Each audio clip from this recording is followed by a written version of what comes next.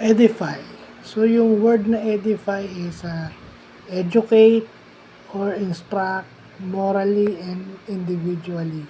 Morally and intellectually. So, sa school, education vlog to. Teachers got two responsibilities. Edify students morally and edify students intellectually. Kasi as surrogate parents, ayan. Yan. Because of that word, that surrogate or substitute parent principle, lahat isinisisi sa school.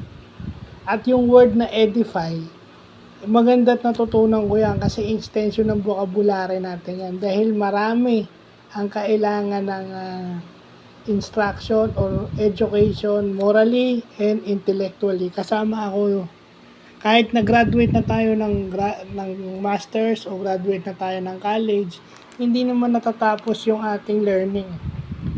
Learning is lifelong. Hanggang sa mamatay ka, dapat natututo ka. So, yun yung word, no? English and Education Vlog.